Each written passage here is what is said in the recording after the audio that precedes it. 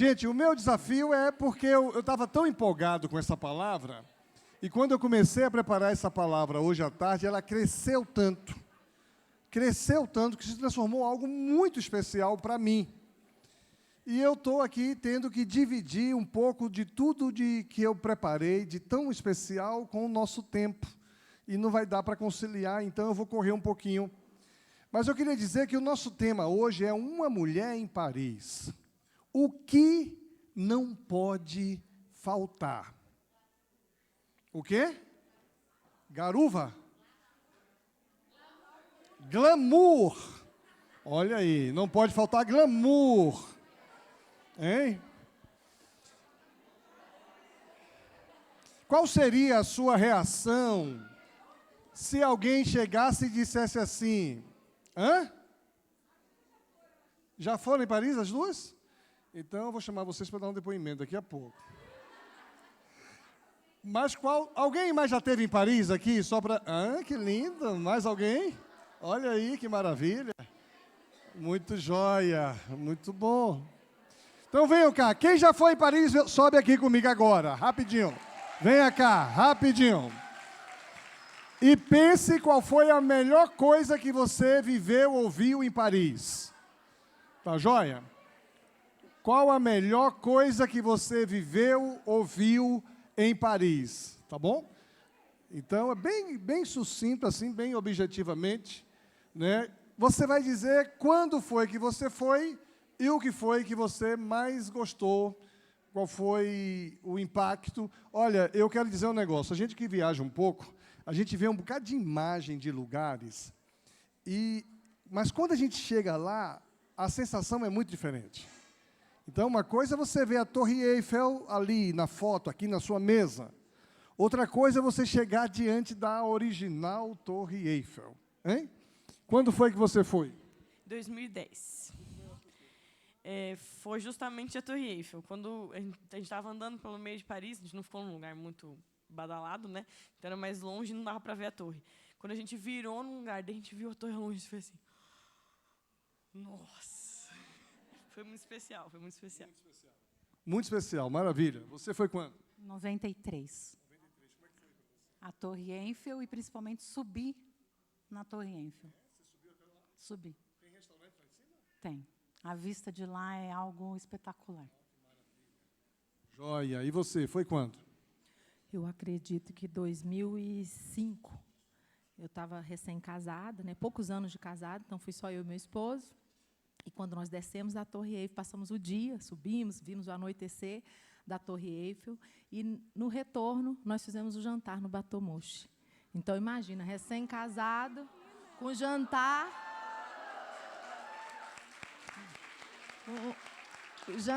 no Bateau Mouche, no Rio Sena, que foi inclusive um presente de casamento, então era só love. Oh, meu Deus do céu! Que maravilha! Completamos 20 anos de casados agora, na semana passada. Completou 20 anos de casado, tem que voltar lá, hein? Quando você foi? Eu fui em 2013 e 2015, mas as duas vezes o momento mais especial é a torre. Ainda é a torre. À noite, principalmente. De hora em hora, quando faz a troca da hora, a torre ela já está iluminada, mas as luzes começam a piscar. Então, aquilo é muito bonito e ela troca de cor também. Então, eu vi isso de dois ângulos diferentes. A primeira vez eu estava no Trocadeiro, que eles chamam, que é um lugar um pouco mais longe, assim, e na segunda vez eu estava no Gramado, e a gente fez um piquenique com toda a família. Então, foi muito especial, assim, a família que estava com a gente, né, os sobrinhos do Elias e tal, foi muito especial para a gente. Que legal. Vamos dar uma salva de palmas, podem sentar. Muito obrigado. Que coisa linda. Agora, pense um pouquinho. Qual seria a sua reação ao saber que você ganhou uma viagem para Paris? É.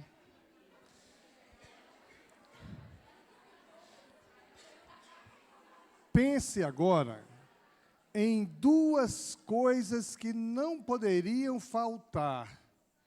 Você vai precisar arrumar sua mala, porque não dá para ir para Paris sem levar uma mala.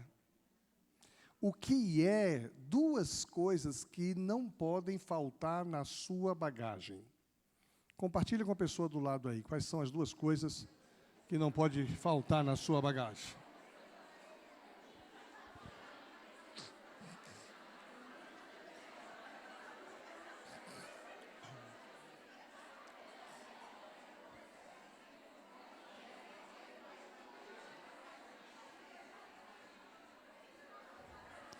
Ok? Agora, outra perguntinha para eu liberar as panquecas doces. Tá bom? Outra perguntinha. O que você não levaria de jeito nenhum na sua bagagem? O que você não levaria de jeito nenhum na sua mala? Diga aí para elas. Pode dizer. As crianças!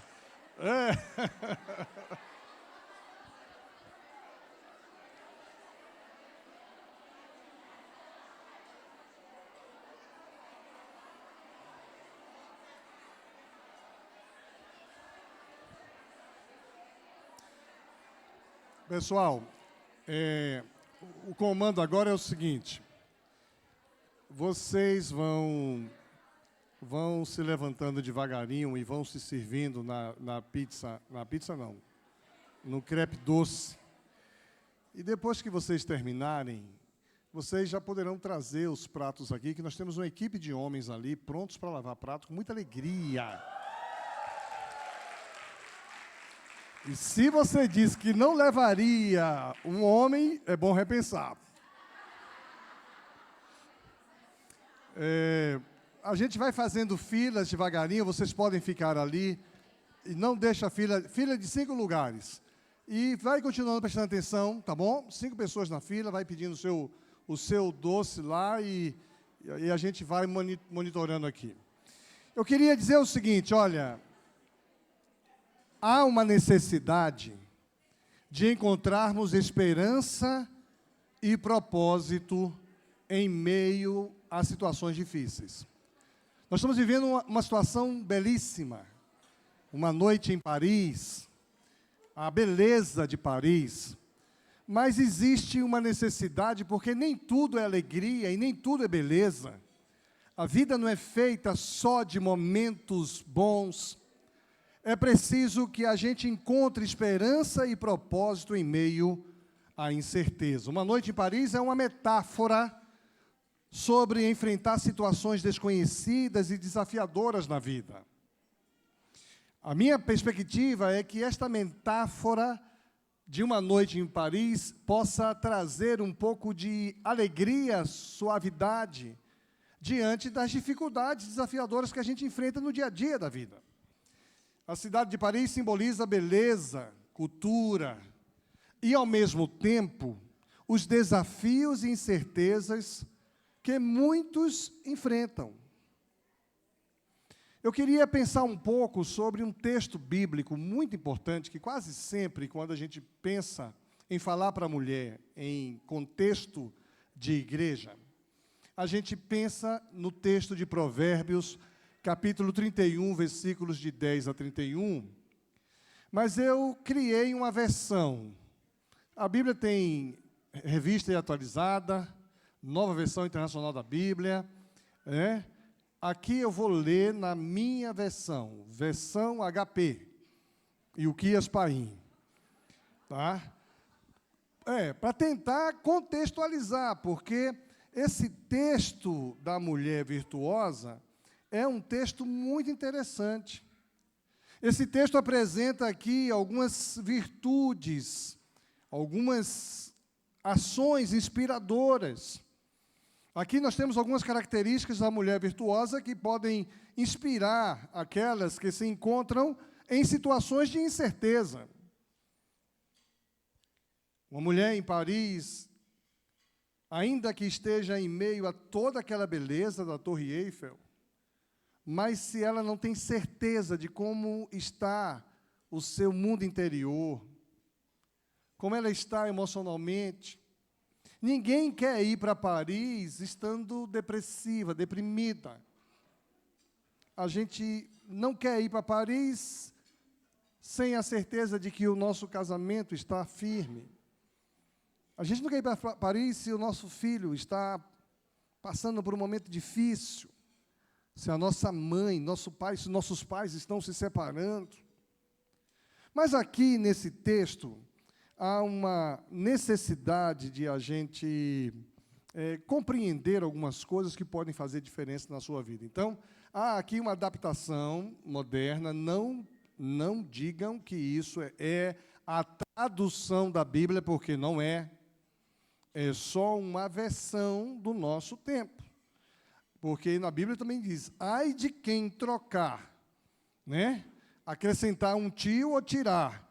Eu não acrescentei nada, não tirei nada. Simplesmente, eu fiz uma adaptação, porque a mulher virtuosa de Provérbios, ela tem um marido.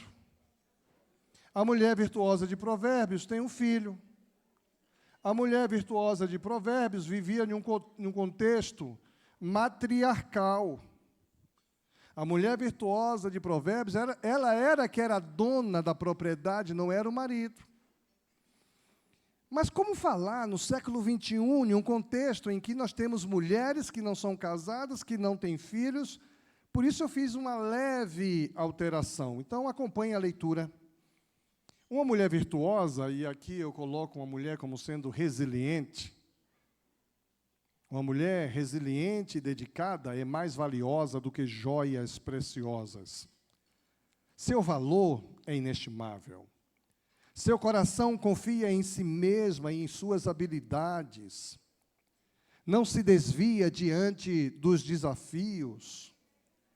Ela busca conhecimento e se educa continuamente, pois sabe que o aprendizado é a chave para o progresso.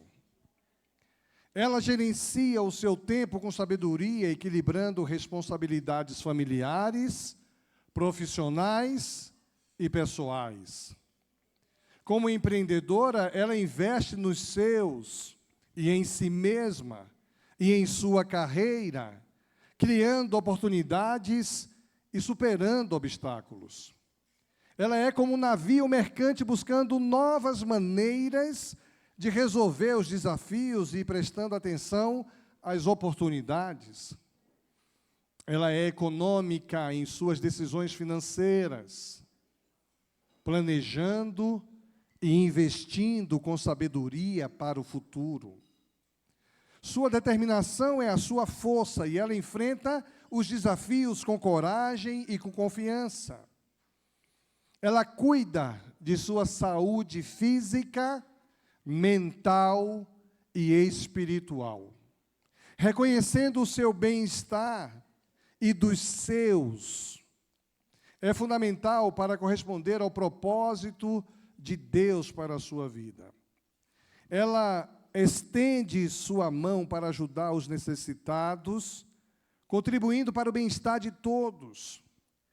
Sua sabedoria e gentileza a tornam respeitada entre seus pares e sua influência é sentida em todos os aspectos da sua vida. Ela se veste com dignidade e estilo, refletindo sua autoconfiança e autoestima. Seu riso é contagiante e sua alegria ilumina o ambiente ao seu redor. Seu marido e os filhos a elogiam, reconhecendo sua importância e contribuindo para as suas vidas. Ela é uma líder, inspirando outros a alcançarem seu potencial máximo. Sua força interior e sua fé a sustentam nos momentos difíceis, dando-lhe esperança e coragem. Ela fala com sabedoria e bondade, e sua orientação é valorizada por todos que conhecem. Ela administra sua casa com eficiência, garantindo que todos de sua família se sintam amados e cuidados. Seus filhos a chamam de abençoada, reconhecendo o amor e a dedicação que ela oferece diariamente. Seu marido a elogia, reconhecendo-a como sua parceira igual e seu maior apoio. Muitas mulheres são talentosas, mas você, querida amiga, excede a todas elas. que suas realizações sejam reconhecidas e celebradas, e que a sua influência perdure por gerações. Para vocês, eu queria dizer exatamente os 2 últimos versos. Muitas mulheres são talentosas, mas você, querida amiga, excede a todas elas. Que a sua realização seja reconhecida e celebrada, e que a sua influência perdure por gerações. Quando a gente olha para esse texto e a gente vai perceber aqui as virtudes dessa mulher, não dá para deixar de notar a força que essa mulher tem. A sabedoria, a diligência, a generosidade são características relevantes para que essa mulher possa enfrentar os desafios e as incertezas que a vida nos reservam. Então, a primeira coisa que eu queria destacar nesta noite é que nós precisamos encontrar esperança em meio às incertezas. Não há nada certo na nossa vida. Não há nada certo. A gente planeja uma viagem. Tem uma viagem planejada para Paris, no dia X, na hora X. Vocês lembram do período que precedeu a pandemia? Quantas viagens planejadas deixaram de serem realizadas? Mas encontrando esperança diante dessas incertezas, a gente precisa identificar e reconhecer que Deus tem um propósito para a nossa vida. Nós não estamos por acaso aonde estamos. Nós não estamos neste mundo por acaso. Esse propósito que Deus tem para nós, ele se estende eternamente. Eu sempre digo que, quando aquela história bíblica que Jó perdeu tudo, só não perdeu a esposa, isso é interessante, hein? Jó perdeu os animais, perdeu toda a sua produtividade agrícola, perdeu seus filhos, genros e noras, só não perdeu a mulher. Por quê? Porque a mulher é muito importante na vida de uma pessoa. Não existiria sociedade sem mulher. E mesmo a mulher, que muitas vezes alguns tentam jogar sobre ela um peso muito negativo, porque ela foi a que disse para ele, Jó, amaldiçoa o teu Deus e morre, Jó. E Jó, com muita sabedoria, responde para aquela mulher, mulher, tu falas como louca. Eu achei essa fala de Jó maravilhosa. Jó não chamou a mulher que estava falando uma loucura, não chamou de louca. Tu falas como louca. Isso é fantástico, gente. Às vezes nós confundimos o que alguém está falando com o que ele é, ou com o que ela é. A fala de uma pessoa não representa a sua identidade, aquilo que ela é na essência. E aí Jó dá uma instrução, temos recebido o bem de Deus, não podemos receber o mal. Mas quando eu olho para a história de Jó, tem um detalhe, no final da sua vida, ele recebe tudo em dobro. Se você ler o livro de Jó, no capítulo 1, você vai ver quantas juntas de boi ele tinha, quantos camelos ele tinha, quantos filhos tinha. No final, quando Jó tem um encontro com Deus transformador, ele diz, antes eu conhecia Deus de ouvir falar, mas agora os meus olhos veem Deus. E a Bíblia diz que Jó recebeu em dobro tudo. Recebeu em dobro as juntas de boi, em dobro os camelos, em dobro tudo, mas o número de filhos que Jó recebeu foi igual ao número de filhos que ele tinha quando perdeu tudo. E aqui é o ponto que nossa vida precisa ser semeadora, inclusive de eternidade, Porque quando a Bíblia diz que Jó recebeu tudo em dobro e recebe apenas os 10 filhos, 10 tinham morrido, e ele recebe agora só mais 10, é porque os filhos, eles continuam vivendo na eternidade. Logo, quando Deus dá mais 10 filhos, deu a Jó o dobro do que tinha. O que eu estou querendo dizer com isso? Quando a gente reconhece que Deus tem um propósito para a nossa vida, e esse propósito é além do aqui e agora, você tem um propósito eterno. Deus idealizou você, Deus tem um projeto para você. Você faz parte de um projeto de Deus que se estende pela eternidade. Para isso, precisamos buscar a ajuda de Deus, a ajuda de pessoas que realmente podem contribuir de maneira bíblica para que a gente corresponda a este propósito. Tem muita gente que não tem propósito, não sabe qual o propósito.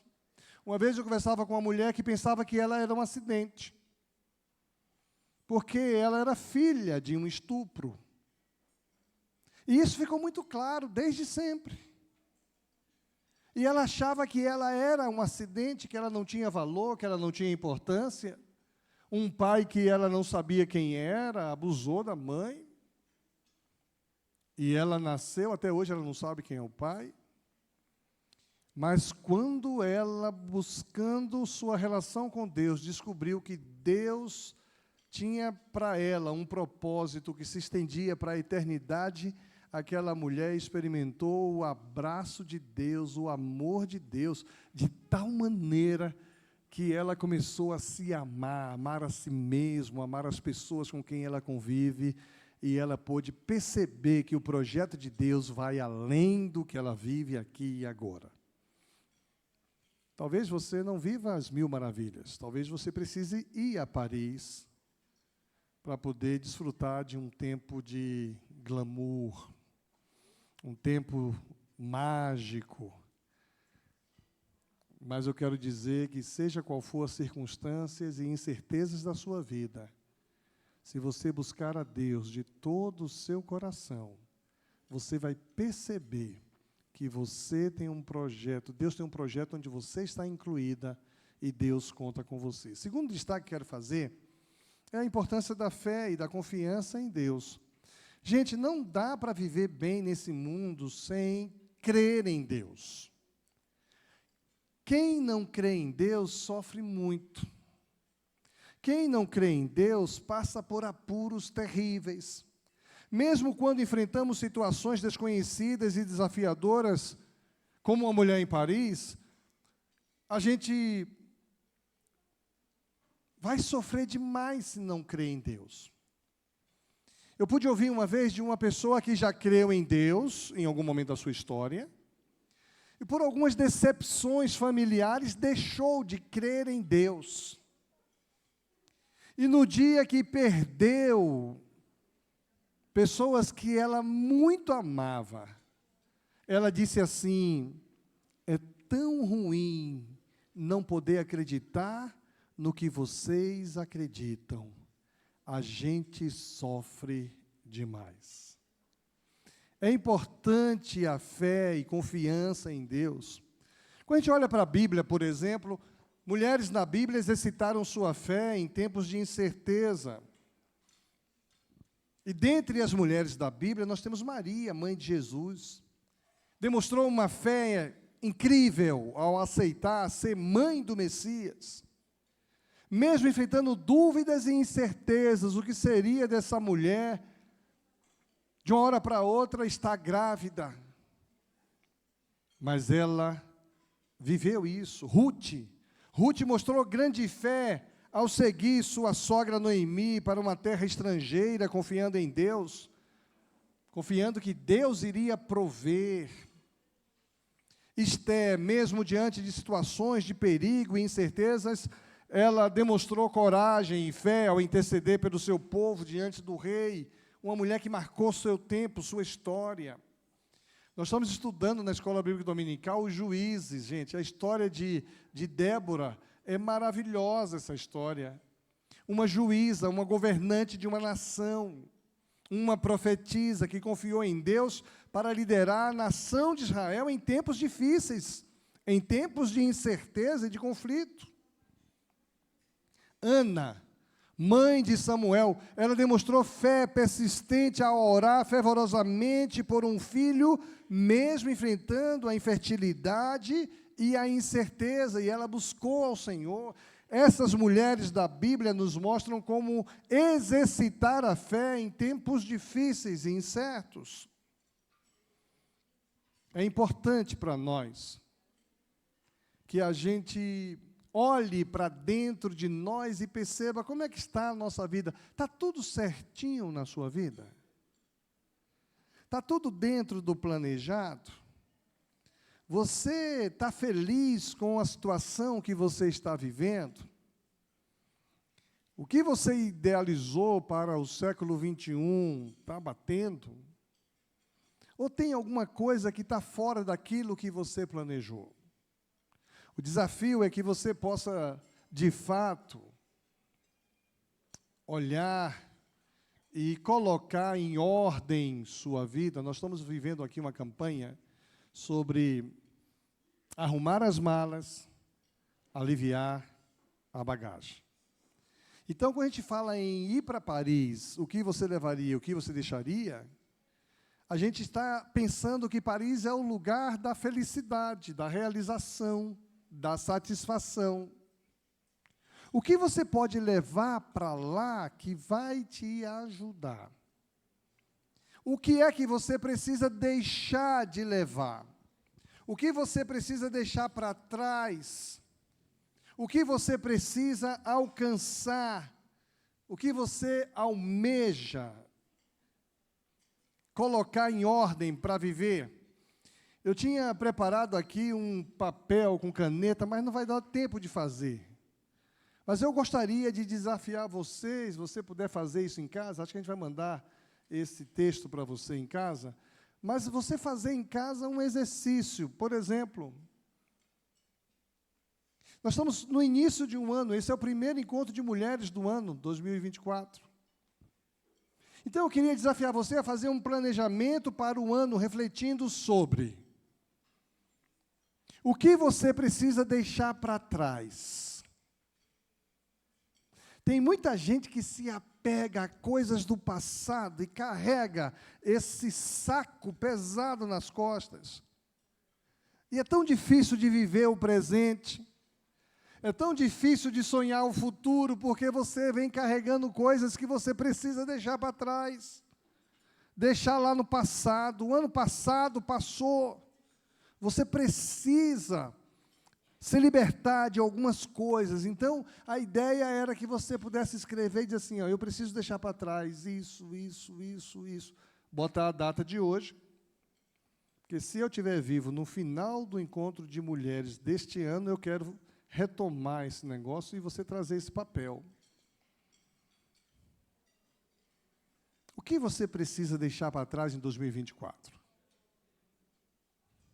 O que você almeja alcançar neste ano, ainda dá tempo. Nós estamos no 3º mês do ano, dá tempo de você começar projetos novos. Como é que você vai se organizar para atingir esses objetivos? E a ideia é que você faça uma lista bem prática. Vamos fazer isso aqui, vamos mandar um print dessas perguntinhas. Você põe no papel, registra isso para mim, por favor. Hoje é dia 11 de março. Você pega um papelzinho, uma folha de papel, 11 de março de 2024. O que eu preciso deixar para trás? Faz uma lista aí. Depois, um outro tópico, o que eu preciso alcançar em 2024? Aí você diz, como é que eu vou me organizar para isso? Eu estou falando de fazer um planejamento estratégico para a sua vida. É difícil fazer isso? Então, vou dar um exemplo aqui, que eu queria que você fizesse pessoalmente este planejamento, tá legal? Pessoalmente. Na sua vida pessoal, no seu relacionamento consigo mesma, nos seus desafios pessoais. Mas eu queria tentar fechar aqui com um exemplo de um planejamento estratégico geral para as mulheres. Tá?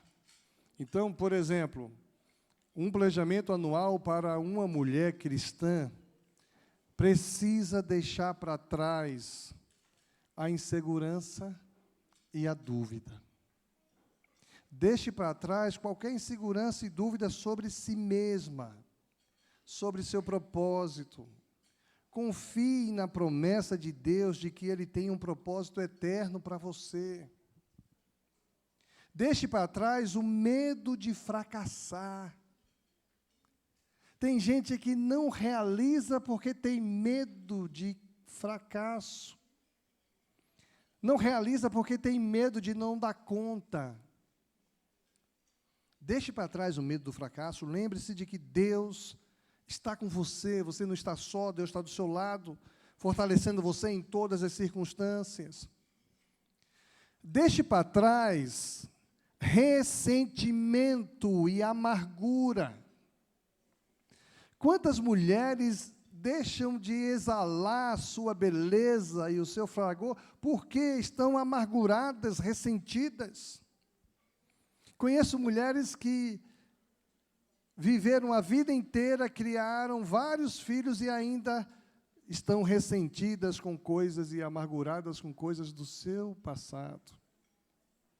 Escolha perdoar, seguir em frente com o coração livre, deixando para trás o ressentimento e a amargura. Deixe para trás as distrações carnais e mundanas. O inimigo tenta roubar o nosso foco e a gente começa a querer se distrair com coisas que só nos faz sentir infeliz, solitária, insatisfeita, infrutífera, frustrada. E isso é muito sério. Nesta sociedade que a gente vive aí, secularizada, onde os valores das coisas de Deus são colocadas em xeque, muitas mulheres estão se deixando levar pelo que se propaga nas mídias, nas redes sociais, nas pessoas que têm muitas necessidades pessoais, e aí elas ficam infelizes, frustradas. Agora, procure alcançar algumas coisas boas. Por exemplo, 2024 vai ajudar você se você alcançar intimidade com Deus. Busque um relacionamento mais profundo com Deus através da oração, do estudo da Bíblia, tempo de qualidade na presença de Deus. Está acontecendo aqui na igreja um negócio maravilhoso. Nós estamos aqui 2 tipos de discipulados para mulheres. Então, temos aí mais ou menos umas 20 turmas de mulheres fazendo discipulado. O primeiro discipulado, 1 a 1, crescimento com Deus, e o outro, design divino. As mulheres estão sendo estimuladas a buscar a Deus em oração, estudando a palavra de Deus, gastando tempo na presença de Deus. Isso tem sido maravilhoso. Busque alcançar crescimento espiritual. Procure crescer espiritualmente, participando de estudos bíblicos em grupos, né? Servindo ao Senhor, servindo a comunidade, crescendo, fazendo bem aos outros. Busque propósito e chamado para a sua vida. Todo mundo tem um propósito, todo mundo tem um chamado. Descubra e siga o propósito e o chamado específico que Deus tem para você, buscando orientação através da oração e também de aconselhamento espiritual. Às vezes a gente encontra pessoas que têm uma sensação de frustração e têm uma capacidade abençoadora tão grande. Eu soube da história de uma pessoa que está passando por um momento muito difícil na vida. Um homem está passando um momento muito difícil na vida. E todo mundo passa por momentos difíceis. Mas quando eu ouvi, eu compartilhar dessa situação, eu comecei a orar por esse homem. Aí eu falei para o genro dele, falei, estou orando pelo seu sogro. Sério, pastor? Falei, sério. Eu nem conheço o homem, gente. Falei para a filha, estou orando pelo seu pai. Ah, ele precisa muito de oração. Falei para a esposa dele, estou orando pelo seu esposo. Ah, ele precisa muito. Às vezes a gente não faz ideia de como a gente pode achar o nosso propósito, nosso chamado, abençoando a vida de outras pessoas. Você pode abençoar a vida de muita gente. Muita gente. Busque relacionamentos saudáveis. Tenha o discernimento de perceber se com quem você está se relacionando é saudável ou é doentio. Tem relacionamentos doentios aí acontecendo. Cultive relacionamentos saudáveis com outras mulheres cristãs que a incentivem na sua jornada espiritual e a desafiem a crescer. Tem gente que quer fazer algo que vai alimentar sua carne, seus desejos, e procura um relacionamento com alguém que vai incentivar isso. Eu conheço a história de uma pessoa que ela queria muito, muito, muito se separar do marido. E ela procurava sempre apoio, que alguém apoiasse essa separação. Ela não buscava ajuda em alguém que pudesse ajudar a transformar o seu casamento. Não procurava ajuda em pessoas que poderiam influenciar o marido a se reposicionar. Ela só queria alguém que incentivasse a separação. E ela conseguiu. Porque o inimigo de nossas almas vai investir pesado nisso, gente. E ela conseguiu, se separou do marido. Começou a viver como uma menininha. Cheia de saúde, cheia de alegria. Livre, leve e solta. E o coração frustrado. Depois de todo esse esforço, ela continua separada do marido. Mas é com o ex-marido que ela sai. É com o ex-marido que ela continua tendo intimidade. E está deixando de viver a essência do projeto de Deus. Nós temos vivido aqui na igreja experiências com o ministério de homens extraordinárias. Homens que não valiam nada. Nem olhem para se entregar, porque isso a pessoa vai descobrir que é o seu marido, que não valia muita coisa. Homens que não valiam nada. Eu até vou dizer uma frase aqui forte agora, que alguém que está aqui hoje, diz assim, a mulher mandou, disse, a última chance desse cara. Ela não aguentava mais o cara não valia nada. E mandou o cara para um projeto de restauração de vida. Disse, é a última chance que eu dou para ele. Quando ele voltar, eu vou mandar ele embora para a rua. E aí Deus trabalhou, o cara voltou, e o cara está se transformando em um novo homem. O marido dela, a esposa dele está aqui. Não vou citar nome para não constranger ninguém. E o cara está aí, focado, dizendo, pastor, eu fiz tanta besteira na minha vida, pastor.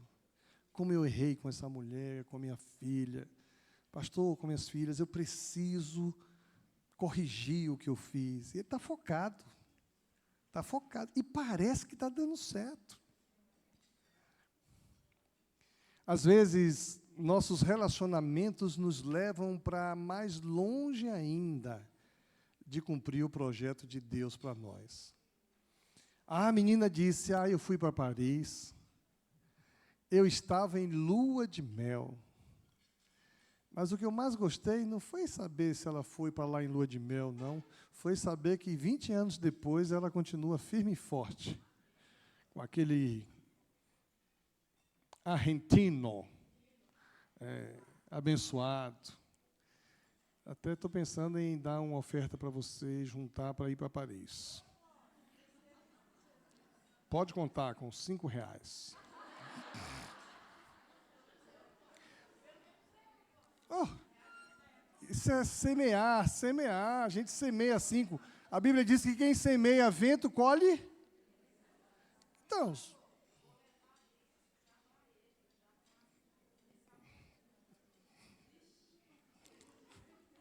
iniciar o projeto. O que eu estou querendo dizer com tudo isso é que, às vezes, a gente tem amigos ou pessoas do nosso lado que querem serem bênção em nossa vida, mas estão sendo usados por pessoas, pelo inimigo de nossas almas, e afasta o projeto que Deus tem para nós. Agora, como é que a gente se organiza para atingir os objetivos? Vamos lá, isso aqui é importante. Primeiro, estabeleça metas claras. Não adianta você vir com meta que não faz sentido. Defina metas claras e alcançáveis para o ano, alinhadas com sua fé e propósito.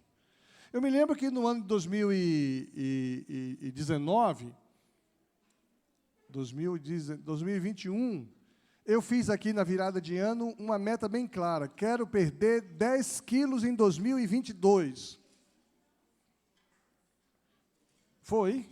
Fiz isso muito firme. Dezembro de 2021. Quando foi em fevereiro de 2022, eu tinha perdido 12 quilos. Por quê? Eu tive clareza, foco, né?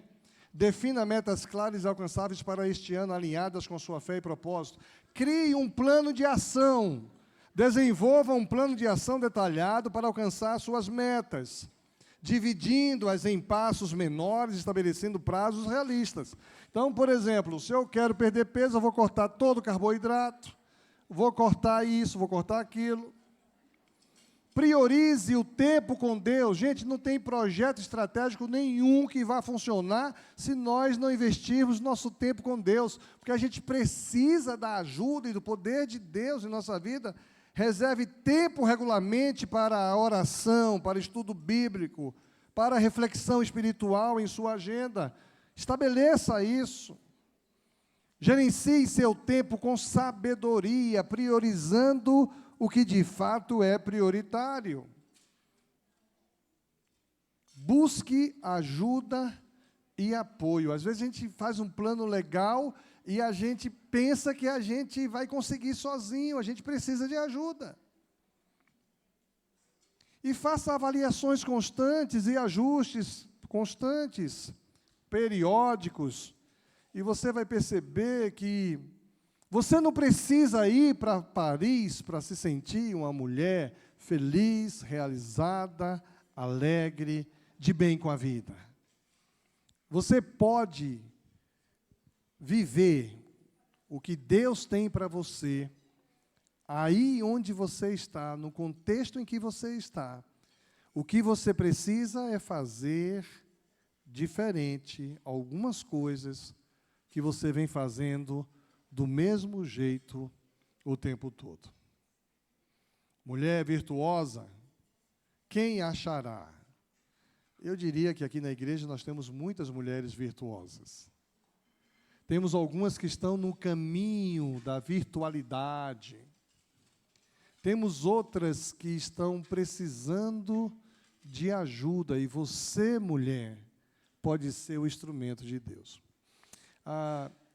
A ideia era fazer um negócio diferente, mas eu acho que aqui fica uma pitadinha daquilo que você pode fazer diferença nesse tempo. Já que você não foi a Paris, Paris veio a você. E que você possa valorizar o fato de ser mulher.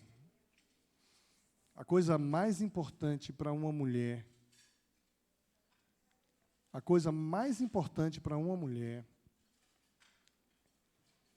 é ser amada.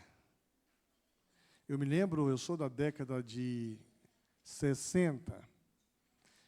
Na década de 70, tinha uma música muito famosa de Erasmo Carlos, gravada por Vanderleia.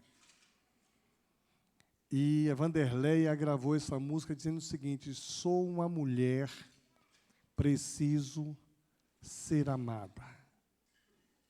Sou uma mulher, preciso ser amada. Mas eu quero dizer para você que você, mulher, é amada.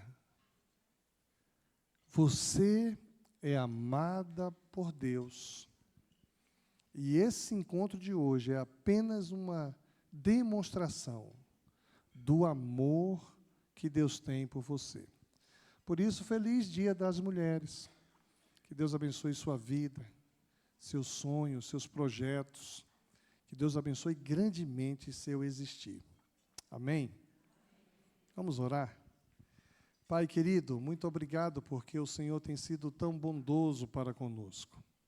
Quero colocar diante do Senhor cada mulher que está conosco neste ambiente, cada mulher que nos ouve pela internet. Eu não conheço profundamente os anseios do coração de cada uma delas. Algumas estão conosco porque receberam convite, outras foram estimuladas a estar aqui com a gente.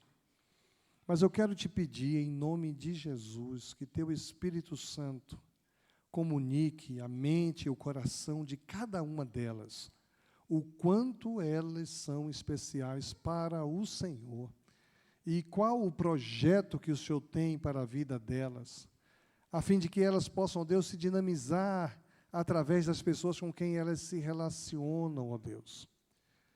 As casadas, ó Deus, que possam ser instrumentos na vida dos seus esposos. As mães, ó Deus, que sejam instrumentos de bênção na vida dos seus filhos, netos. Aquelas que são solteiras, ó Deus, que o Senhor dê a alegria e a realização e a satisfação. Aquelas que almejam casar, que o Senhor abençoe e dê um marido dedicado, enviado por Ti. Aquelas que almejam ser mãe, o Senhor, que é Deus sobre todas as coisas, podem, ó Deus, abençoar o ventre desta pessoa e dar a ela um filho. Pai, eu quero pedir que, de alguma forma, os sonhos que cada mulher tem, que estejam em consonância com o projeto do Senhor, se realize na vida de cada uma delas, em nome de Jesus.